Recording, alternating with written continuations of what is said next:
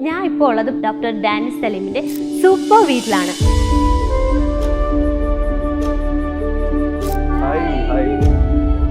ഇവിടെ കുറെ hidden treasures ഉണ്ടെന്ന് ഞാൻ കേട്ടു.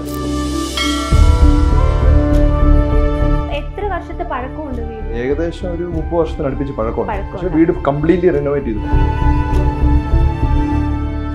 എന്താണ് ഏറ്റവും ഉമ്മ ഉണ്ടാക്കുന്നതിൽ ഏറ്റവും ഇഷ്ടപ്പെട്ട ഫുഡ്? എല്ലാ ഫുഡും മിസ് ചെയ്യുന്നുണ്ട്.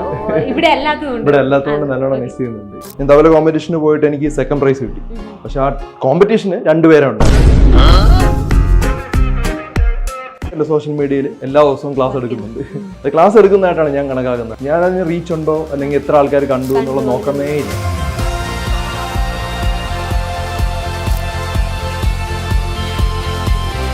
ദുബയ്ക്ക് വേണ്ടി വരച്ച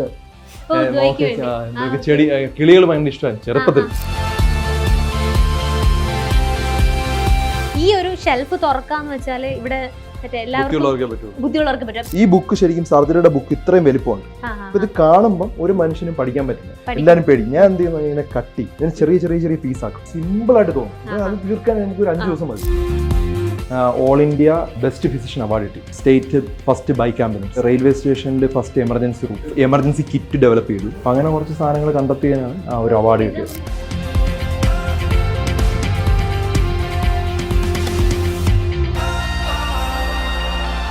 ഹായ്, ഞാൻ ഇപ്പോൾ ഉള്ളത് പൂവാറാണ്. പൂവാറ് നമ്മുടെ കേരളത്തിൽ എല്ലാവർക്കും അറിയുന്ന ഒരു വൈറൽ ഡോക്ടർ ഡാനിസ് സലീമിന്റെ സൂപ്പർ വീട്ടിലാണ്.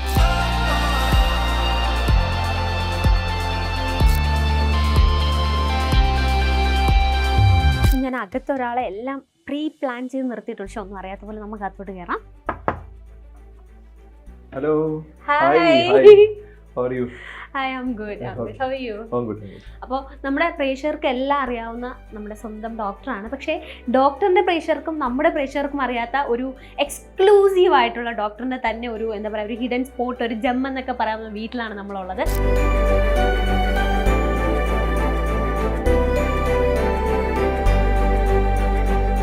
കയറി വന്നപ്പോൾ എനിക്ക് ഫസ്റ്റ് താഴോട്ട് കാല് വെക്കാൻ തോന്നില്ല. കാര്യം അത്രയ്ക്ക് ബ്യൂട്ടിഫുൾ ആയിരുന്നു ഫ്ലോറിംഗ് എന്ന് പറയുന്നത്. അപ്പൊ ഇതിന്റെ സ്പെഷ്യാലിറ്റി എന്താണ്? എന്റെ വാപ്പയാണ് ഇത് ചെയ്തത്.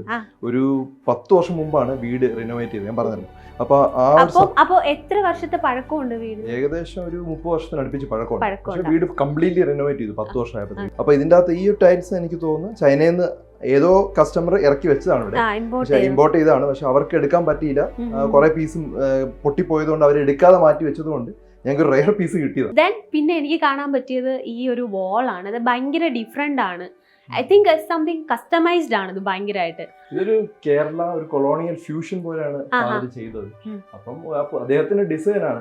അദ്ദേഹത്തിനെ വിളിക്കാം, എന്നാലും കുറച്ചുകൂടെ ക്ലിയർ ആയിട്ട് പറയാൻ പറ്റും. ഫസ്റ്റ് വെച്ചപ്പോ എങ്ങനെയായിരുന്നു?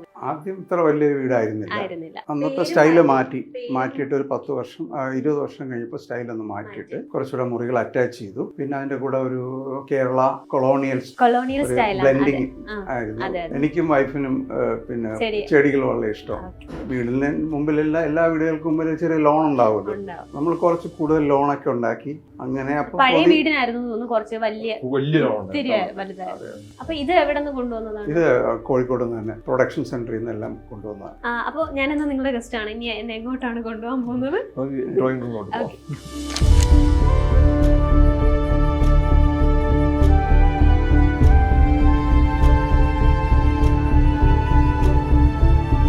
ഇതാണ് ഡ്രോയിങ് റൂം.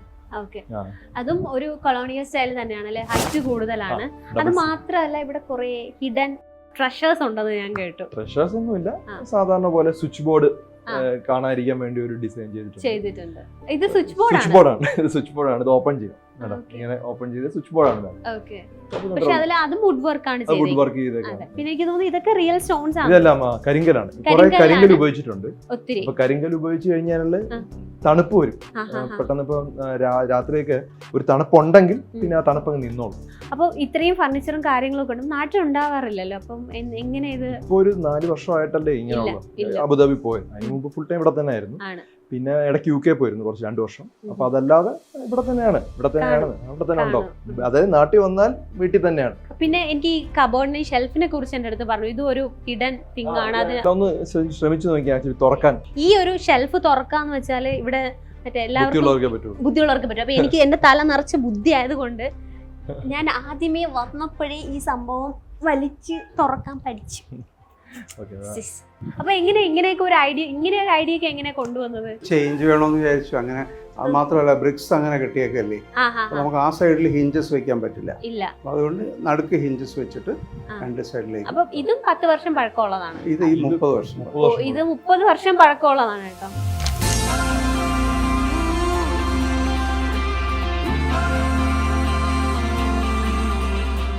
നമ്മളെ ഹാളിൽ നിന്ന് ഡയറക്റ്റ് വരുന്നത് ഈ ഒരു ഡൈനിങ് കം, ഇതൊരു വലിയ യൂട്ടിലിറ്റി ഏരിയ ആണ് അല്ലേ? പണ്ട് ഇത് ബെഡ്റൂം ആയിരുന്നു. ഇത് ബെഡ്റൂം ആയിരുന്നു. ഞാൻ കിടന്നുറങ്ങിയ സ്ഥലം, ചെറുപ്പത്തിൽ ഞാൻ ഇവിടെ കിടന്നുറങ്ങിയ ഓർമ്മകൾ.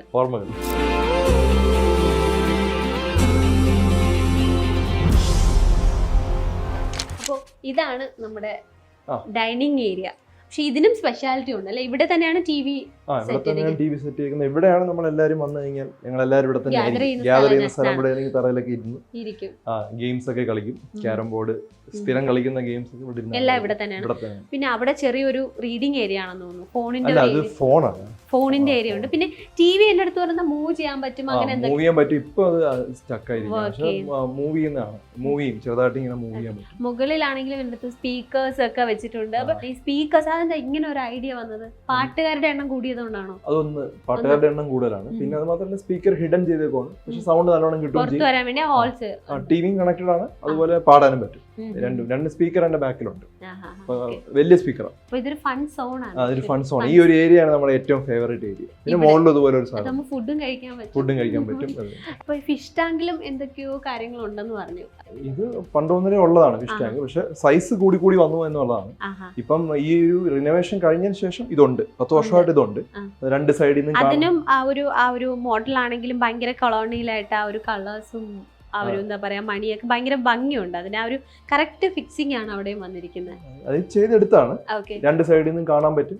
അത് മാത്രമല്ല ഒരു ആക്ച്വലി ഒരു മീനെ കാണുമ്പോൾ രസമല്ലേ, കണ്ടുകൊണ്ടിരിക്കാൻ രസമാണ്. അതുപോലെ ആദ്യം നമ്മൾ ഗോൾഡ് ഫിഷ് ഒക്കെ ഇട്ടത്. പക്ഷെ എനിക്ക് തോന്നുന്നത് ചെറിയ ഉപ്പ് ഉള്ളതുകൊണ്ട്, പൂവാറാണല്ലോ, ഉപ്പുള്ളത് കൊണ്ട് അത് മരിച്ചു പോകുന്നുണ്ട്. അപ്പൊ അതുകൊണ്ടാണ് നമ്മളിപ്പം ഓസ്കാറും അതുപോലെയൊക്കെയാണ് മീനുകളാണ് ഇട്ടേക്കുന്നത്. വലിയ ഫിഷ്.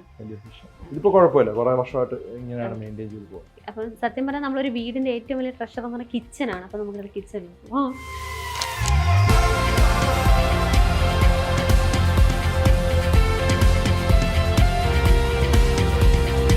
ഇതാണ് നമ്മുടെ ഭക്ഷണത്തിന്റെ കലവറ അല്ലേ? അപ്പോൾ ഇതിനെ കുറിച്ച് എന്താണ്, ഒരു 10 വർഷവും 30 വർഷവും തമ്മിലുള്ള വ്യത്യാസം എങ്ങനെയായിരുന്നു? അതൊക്കെ ഉമ്മാക്കായിരിക്കും തീർച്ചയായിട്ടും. ഇതിന്റെ രാജ്ഞി ഉമ്മയാണ്. അപ്പൊ എങ്ങനെയാണ്? 10 വർഷത്തിന് മുമ്പ് ഇത്രയും വലിപ്പമില്ലായിരുന്നു. 3 ആൺകുട്ടികളായതുകൊണ്ടും പിള്ളേരൊക്കെ വലുതായപ്പോഴത്തേക്ക് വീട് വലുതാക്കിയപ്പോൾ അടുക്കളയും വലുതാക്കി. ഇവിടെ എനിക്ക് തോന്നുന്നു കൂടുതലും വുഡൻ വർക്ക്സ് ആണ് ചെയ്തിരിക്കുന്നത് അല്ലേ? ഒത്തിരി വുഡൻ ആണ്. പിന്നെ ഞാൻ കേട്ടത് വെച്ചാൽ പ്ലാസ്റ്റിക് ഭയങ്കരമായിട്ട് യൂസ് ചെയ്യത്തില്ല എന്നുള്ളത് എന്റെ അടുത്ത് ഇങ്ങനെ പറഞ്ഞായിരുന്നു. പ്രധാനമായിട്ടും വെള്ളം കുടിക്കാൻ നമ്മൾ പിന്നെ ഇപ്പൊ ഗ്ലാസ് ബോട്ടിലാണ് ഉപയോഗിക്കുന്നത്. പിന്നെ പ്ലാസ്റ്റിക് ചൂട് തട്ടാതിരിക്കാൻ മാക്സിമം ശ്രമിക്കാറുണ്ട്. കാരണം പ്ലാസ്റ്റിക് ക്യാൻസർ ഉണ്ടാക്കുമെന്ന് ഗൂഗിൾ ചെയ്താൽ ഇല്ലാന്നേ വരുള്ളൂ. പക്ഷെ മൈക്രോ പ്ലാസ്റ്റിക് ക്യാൻസർ ഉണ്ടാക്കുമെന്ന് ഗൂഗിൾ ചെയ്താൽ അത് ഉണ്ടെന്ന് പഠനങ്ങൾ ധാരാളം ഉണ്ട്. അപ്പൊ അതിനർത്ഥം എന്താണ്, അത് ഹിഡൻ ആയിട്ട് വെച്ചേക്കുക. അത്രയും ക്യാൻസർ ഉണ്ട്. അപ്പൊ ഒരു ചൂട് തട്ടാതിരിക്കാൻ മാക്സിമം നോക്കാറുണ്ട്. അതൊരു ഒരു പ്രധാനപ്പെട്ട കാര്യമാണ്. കാരണം മൈക്രോ പ്ലാസ്റ്റിക് ക്യാൻസർ ഉണ്ടാക്കുമെന്ന് പല പഠനങ്ങളും തെളിയിച്ചിട്ടുണ്ട്. അപ്പൊ ചൂട് തട്ടാതിരിക്കാൻ നോക്കുക. ഫാമിലി ക്വസ്റ്റ്യൻ, എന്താണ് ഏറ്റവും ഉമ്മ ഉണ്ടാക്കുന്നതിൽ ഏറ്റവും ഇഷ്ടപ്പെട്ട ഫുഡ്? മിസ് ചെയ്യുന്ന ഫുഡ് അല്ലെങ്കിൽ മിസ് ചെയ്യുന്ന എല്ലാ ഫുഡും മിസ് ചെയ്യുന്നുണ്ട്. ഇവിടെ എല്ലാത്തോണ്ട് നല്ലോണം മിസ് ചെയ്യുന്നുണ്ട്. കാരണം ചോറും കറിയൊക്കെ നല്ലോണം ഉണ്ടാക്കും.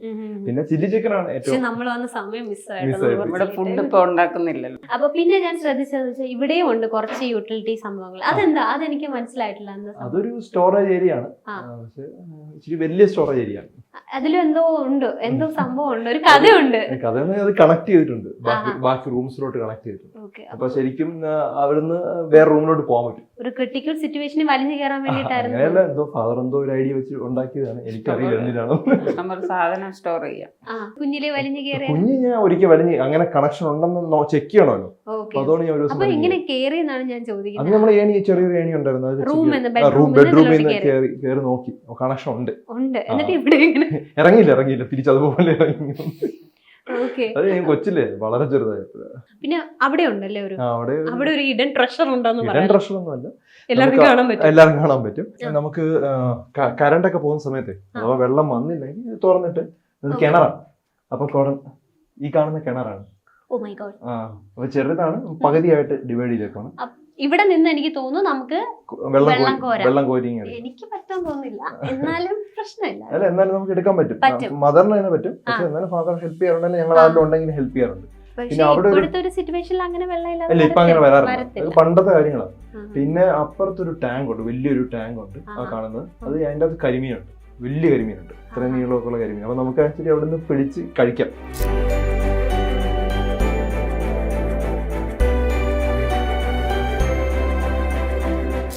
ഇതാണ് നമ്മളെ സെക്കൻഡ് ബെഡ്റൂം. വാപ്പയമ്മയും ഈ ഒരു ബെഡ്റൂം ഇതാണെന്ന് തോന്നുന്നു നമ്മൾ കിച്ചണില് ഞാൻ ഡിസ്കവർ ചെയ്ത സ്പേസ് അല്ലേ. അപ്പൊ ഇതില് അന്ന് ചവിട്ടി കയറി ഇത്രയും പൊക്കം. എനിക്കൊന്ന് ഇവിടെ ഒരു സാധനം എന്ത് ഇരിപ്പുണ്ടായിരുന്നു, ഏണിയാന്ന് തോന്നുന്നു, ഓർമ്മയില്ല, കുറേ വർഷമായി. കയറി കഴിഞ്ഞപ്പോ പേടിയായി പോയി. പിന്നെ എന്നാലും ഒന്ന് കയറി നോക്കണമല്ലോ, അറ്റം വരെ പോയി. ഇപ്പൊ എം ടി ആണോ അതോ എം ടി ആണ്? ഓക്കെ. എനിക്കൊന്ന് ഒത്തിരി പഴക്കമുള്ള കട്ടിലാണ്, അതുപോലെ ഫർണിഷിംഗ് ഇതെല്ലാം ആദ്യം ചെയ്തപ്പോ ഉള്ളതാണ്, ഒരു മാറ്റമില്ല, കട്ടിലുമല്ല. ഓക്കെ. ആ ഷെൽഫ് ആണെങ്കിലും എല്ലാം ഭയങ്കര എനിക്ക് ഓർമ്മയില്ല. അത് എനിക്ക് തോന്നുന്നു പണ്ടത്തെ ടി വി സ്റ്റാൻഡ് ആയിരുന്നു, അതിപ്പോ ഇങ്ങോട്ട് മാറ്റിയെന്നേ ഉള്ളൂ. ഇപ്പൊ ടി വി വാളിലാക്കിയപ്പോഴത്തേക്ക് ഇങ്ങോട്ട് മാറ്റി. ഓക്കെ. അപ്പം ഇത് ഒരു യൂട്ടിലിറ്റി ഏരിയ, ഒരു സ്റ്റോറേജ് ഏരിയ. ന്യൂസ് പേപ്പർ അവിടെ വെക്കുന്നത്.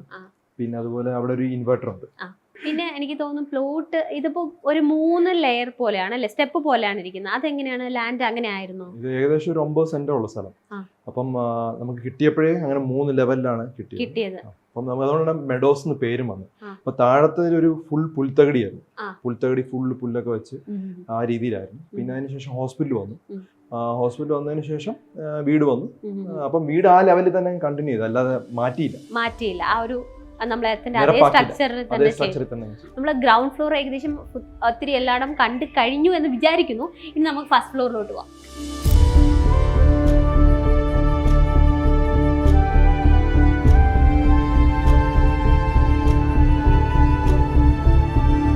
എനിക്ക് തോന്നുന്നു പഴയ തിങ്സ് ഒത്തിരി അതേപോലെ തന്നെ മെയിൻറ്റെയിൻ ചെയ്തിട്ടുണ്ടെന്ന് തോന്നുന്നു അല്ലെ. ഇതും എനിക്ക് തോന്നുന്നു നെയ്ത്തതാണെന്ന് തോന്നുന്നു. അതെ അതിലും ഒത്തിരി പഴയതാണ്. എന്റെ ഗ്രാൻഡ് മദർ, അതായത് വാപ്പാടെ ഉമ്മ ചെയ്തതാണ് ഇത്. അപ്പം ഭയങ്കര സ്പെഷ്യലാണ്, കാരണം ഞാൻ ചെറുപ്പത്തിൽ അല്ല അത് ആക്ച്വലി കാണുമ്പോൾ തന്നെ അറിയാം വരച്ചതല്ലെന്ന് എനിക്ക് മനസ്സിലായി.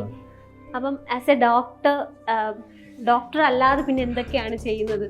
ഞാൻ ഒത്തിരി അടുത്ത് പഠിപ്പിക്കുന്നുണ്ട്. അപ്പം സീജിയാങ് യൂണിവേഴ്സിറ്റി ചൈനയില് ഇപ്പൊ ഞാൻ ഓൺലൈനാണ് പഠിപ്പിക്കുന്നത്. ശരിക്കും എക്യുപ്മെന്റ് പ്രകാരം ഇയർലി ഒരിക്കൽ പോകണമെന്നാണ്, ഇതുവരെ പോയിട്ടില്ല. പിന്നെ നമ്മൾ അൽബേനിയ യൂണിവേഴ്സിറ്റി പഠിപ്പിക്കുന്നുണ്ട്. ഖലീഫ യൂണിവേഴ്സിറ്റിയിൽ മാസത്തിലൊരിക്കൽ അബുദാബിയിൽ പഠിപ്പിക്കുന്നുണ്ട്. പിന്നെ ഷെയ്ഖ് ഖലീഫ മെഡിക്കൽ സിറ്റിയിൽ അബുദാബിയിലാണ് ഞാൻ വർക്ക് ചെയ്യുന്നത്. അവിടെയും പോസ്റ്റ് ഗ്രാജുവേഷൻ സ്റ്റുഡൻസ് ഉണ്ട്, അവരെ പഠിപ്പിക്കുന്നത്. ഇതാണ് പഠിപ്പിക്കുന്നതാണ് ആ ഏരിയ. പിന്നെ കൂടാതെ PRS ഹോസ്പിറ്റൽ പഠിക്കുന്നുണ്ട്. അതാണ് ഞാൻ വന്നത്. ഇപ്പം 2 ദിവസത്തേക്കാണ് വന്നത്.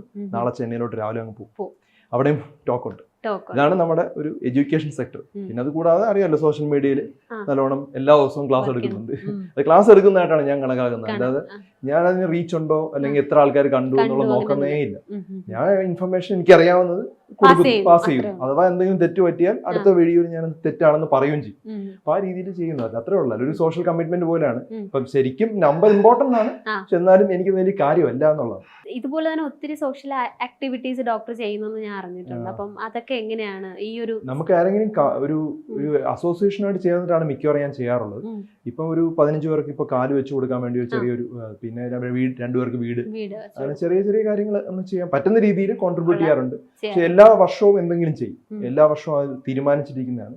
മിനിമം എമൗണ്ട് നമ്മളതിൽ മാറ്റി വെച്ചിട്ട് ഉറപ്പായിട്ടും ചെയ്യും. അത് വൈഫ് ആണെങ്കിലും എന്റെ ഫാദർ ആണെങ്കിലും ഫാദറിൻലോ ആണെങ്കിലും എല്ലാവരും വളരെ പർട്ടിക്കുലർ ആണ്. അപ്പൊ എല്ലാവരും കൂടെ ആകുമ്പോൾ ഒരു ഹ്യൂജ് എമൗണ്ട് വരികയും ചെയ്യും. അപ്പൊ നമുക്കൊരു വലിയൊരു കാര്യം ചെയ്യാൻ പറ്റും. അങ്ങനെ കുറെ ചെയ്യുന്നുണ്ട്, ഒത്തിരി കാര്യങ്ങൾ ചെയ്യുന്നുണ്ട്, കുറെ ആളെ പഠിപ്പിക്കുന്നുണ്ട്. പിന്നെ ഇത് നമ്മുടെ ഇത് നമ്മുടെ സ്റ്റഡി റൂം ആയിരുന്നു. ആക്ച്വലി ഇവിടെ ഒരു ടേബിൾ ഉണ്ടായിരുന്നു. ഇവിടെ ഒരു ടേബിൾ ഉണ്ടായിരുന്നു. അപ്പൊ ഞാൻ അവിടെ നിന്ന് പഠിക്കും, എന്റെ ബ്രദർ അവിടെ നിന്ന് പഠിക്കും. ഇത്രയും ബുക്സ് ഇല്ല. ഇതിപ്പം നമ്മൾ ഈ മെഡിസിൻ കയറി കഴിഞ്ഞാൽ പിന്നെ ബുക്സ് തന്നെയാണ്. അതാണോ 3 പേര്? അല്ല, ഇവിടെയാണുള്ളത്. അത് അവരുടെ അനിയന്റെ ഫ്രണ്ട്സ് ആണത്. അനിയന്റെ ഫ്രണ്ട്സ് ആണ്. ഇതാണ് ബ്രദർ. ആ ഇരിക്കുന്ന ഒരു കോട്ട് ഇട്ടേക്കുന്നതാണ് ആശിഷ്. അപ്പൊ അദ്ദേഹമാണ് ഇപ്പൊ PRSലും അതുപോലെ തന്നെ ഗോകുലം മെഡിക്കൽ കോളേജിലും. അതെ, ലാസ്റ്റ് പുള്ളിയും MD എമർജൻസി മെഡിസിൻ ഇപ്പൊ കഴിഞ്ഞു. മുംബൈയിലാണ് വർക്ക് ചെയ്യുന്നത്. ഇപ്പൊ ഹിന്ദിയൊക്കെ പറഞ്ഞ് കഴിഞ്ഞ വീഡിയോ കണ്ടാണ്, ഹിന്ദിയൊക്കെ പറഞ്ഞ് അവിടെ നിൽക്കുകയാണ്. ഇങ്ങോട്ട് വരാൻ താല്പര്യമില്ല, ഇങ്ങനെ വിളിച്ചോണ്ടിരിക്കുകയാണ്. വരും. പിന്നെ ഇതെല്ലാം നമ്മുടെ ബുക്സ് ആണ്, പക്ഷെ ഇതെല്ലാം നമ്മൾ പലതും ഹാൻഡ് റിട്ടൺ നോട്ട്സ് ആണ് കേട്ടോ. അപ്പൊ അതാണ് ആക്ച്വലി എനിക്ക് മനസ്സിലായത്. ഞാൻ പഠിപ്പിച്ച സമയത്ത് ഇപ്പൊ ബുക്സ് നോക്കുവാണെങ്കിൽ പലതും ബുക്സ് ലെക്ചർ നോട്ട്സ് ഇപ്പൊ കണ്ടോ, ഈ ബുക്ക് ഈ ശരിക്കും ഇത് ഒരു ടിപ്പാണ് ആക്ച്വലി. ഈ ബുക്ക് ശരിക്കും സർജറിയുടെ ബുക്ക് ഇത്രയും വലിപ്പമുണ്ട്. അപ്പൊ ഇത് കാണുമ്പോൾ ഒരു മനുഷ്യനും പഠിക്കാൻ പറ്റില്ല. നമ്മൾ ജൂനിയർ ആണെങ്കിൽ പോലും എല്ലാവരും പേടി. ഞാൻ എന്ത് ചെയ്യുന്നു, ഇങ്ങനെ കട്ടി ഇതിന് ചെറിയ ചെറിയ ചെറിയ പീസാക്കും. അപ്പൊ നമുക്ക് നമ്മൾ ട്രെയിനിൽ പോകുന്ന സമയത്തോ അല്ലെങ്കിൽ ബസ്സിൽ ഇങ്ങോട്ട് വരുന്ന സമയത്തോ ഒക്കെ നമുക്ക് ഇരുന്ന് വായിക്കാം. പക്ഷെ ഇതല്ല, ശരിക്കും ഞാൻ ഒരു ബുക്കിനെ 10 മുറിച്ചിട്ടുണ്ട്. ഇത്രയും വലിയ ബുക്കൊക്കെ ഉണ്ട്. ഇപ്പൊ എമർജൻസി മെഡിസിൻ നമ്മൾ പഠിക്കുന്ന ബുക്ക് റോസൻസ് എന്നൊക്കെ പറഞ്ഞാൽ ഇത്രയും വലിയ ബുക്കാണ്. അതിന് ഞാൻ 10 പീസായിട്ട് മുറിച്ചു. അത് ശരിക്കും ഒരു ടിപ്പാണ്. അപ്പൊ നമുക്ക് ആ സിമ്പിൾ ആയിട്ട് തോന്നും. അത് തീർക്കാൻ നമുക്ക് ഒരു 5 ദിവസം മതി. അങ്ങനെ ഒരു മൊത്തം തീർക്കാൻ വളരെ ഈസി ആയിട്ട് പറ്റും. പിന്നെ അതുപോലെ റിവിഷൻ ചെയ്യാനും വളരെ ഈസിയാണ്. പിന്നെ അതുപോലെ ഞാൻ നോട്ട്സ് എഴുതാറുണ്ട്. എനിക്ക് നോട്ട്സ് ഇതൊക്കെ നോട്ട്സ് ആണെന്ന് തോന്നുന്നു. ഇതൊക്കെ എന്റെ മെഡിസിനിലെ നോട്ട്സ് ആണ്. കുരു അക്ഷരമാണ്. ഇപ്പോഴും പറയുന്ന കാര്യമാണ്. ഇതുണ്ട് ഫാറ്റി ലിവർ ഇപ്പോഴും പറയുന്ന കാര്യം തന്നെയാണ്. എനിക്ക് തോന്നുന്നു ഞാൻ MBBS പഠിച്ച സമയത്ത് ആ സമയത്ത് എന്തോ എഴുതിയ നോട്ട്സ് ആണ്. അല്ല, ഇത് ഇപ്പോഴും ആക്ച്വലി ഒത്തിരി ആൾക്കാർ എന്നെ എടുക്കുന്നുണ്ട്. ഈ നോട്ട്സ് ഞാൻ ഇപ്പൊ നീറ്റ് എൻട്രൻസ് എക്സാമിനേഷൻ പഠിപ്പിക്കാൻ വേണ്ടി ഇത് ഉപയോഗിക്കുന്നുണ്ട്. അങ്ങനെ കുറെ നോട്ട്സ് ഉണ്ട് എന്റെ ഞാൻ തന്നെ എഴുതി വെച്ച് എല്ലാം ക്ലാസിഫൈ ചെയ്ത് കൊച്ചാക്കും. അപ്പൊ എല്ലാം ഷോർട്ട് ഫോം അങ്ങനെ ആ രീതിയിലാക്കും. അപ്പം ഇതെല്ലാം പഠിക്കുന്ന കാര്യങ്ങളാണ്. ഇനി എക്സ്ട്രാ കരിക്കുലർ ഞാൻ കുറച്ചൊക്കെ ഞാൻ കേട്ടു.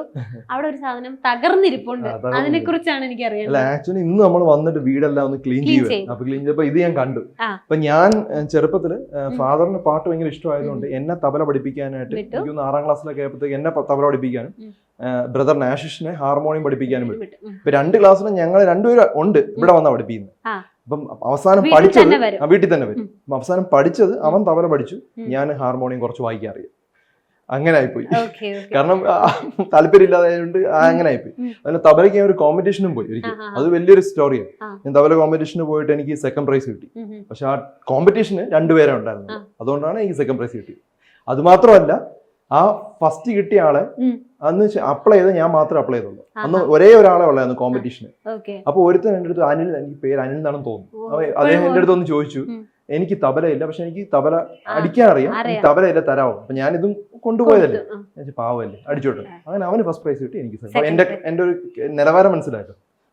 അത് പറയരുത്, ഞാൻ പഠിക്കാത്തോണ്ടാണ് പുള്ളിക്ക് ഫസ്റ്റ് കിട്ടിയത്. ഇതെല്ലാം ബുക്ക് ഷെൽഫ്സ് ആണല്ലേ. അതിന്റെ മുകളിലും എന്തൊക്കെയോ പഴയ ഫോട്ടോ ആണെന്നല്ലേ ഇരിക്കുന്നത്. ഇത് എനിക്ക് 2013 തോന്നുന്നു all India best physician award കിട്ടി. അപ്പൊ അത് മുംബൈയിൽ വെച്ച് നടന്നു ആ ഫംഗ്ഷന്റെ ഫോട്ടോ ആണ് അത്.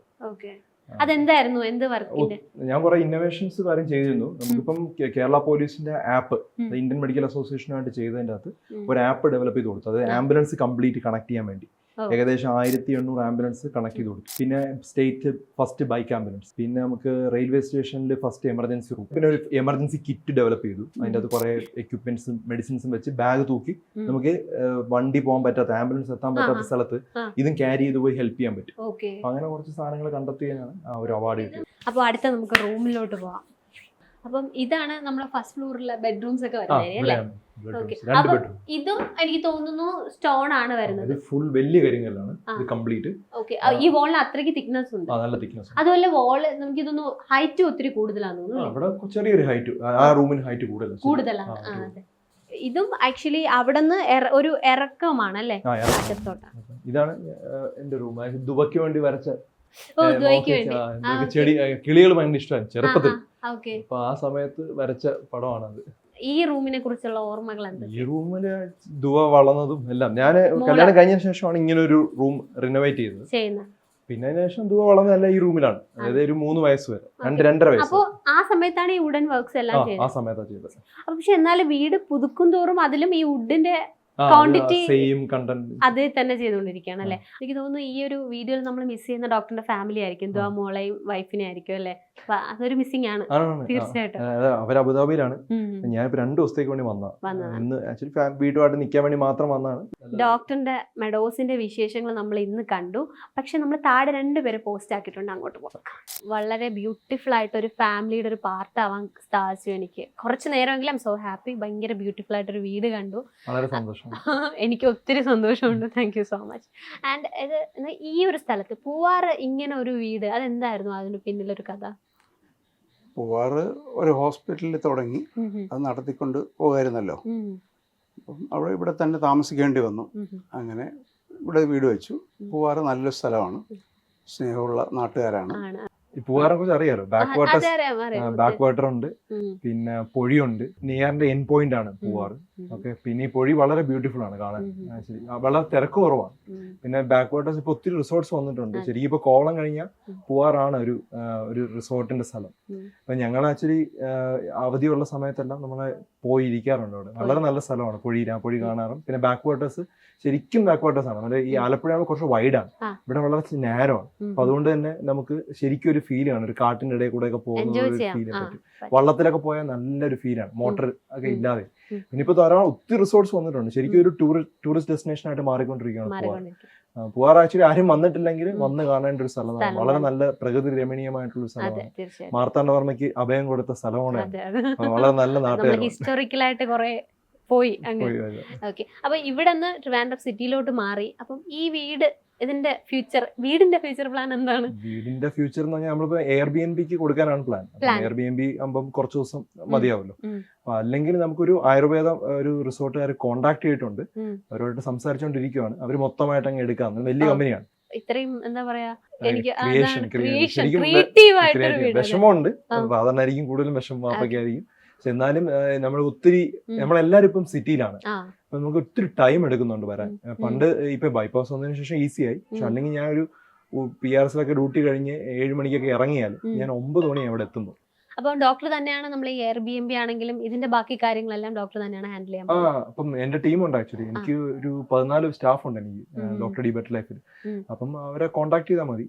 ഈ ഇത് അവരെ തന്നെ ഏൽപ്പിക്കാനാണ് പ്ലാൻ. അപ്പം ഡോക്ടർ ഡി ബെറ്റർ ലൈഫിൽ മെസ്സേജ് അയച്ചു കഴിഞ്ഞാൽ ഇനി ആർക്കെങ്കിലും ഇത് എടുക്കണമെങ്കിലോ റെന്റ് ചെയ്യണമെങ്കിലോ ഒക്കെ നമുക്ക് അങ്ങനെ ചെയ്യാം.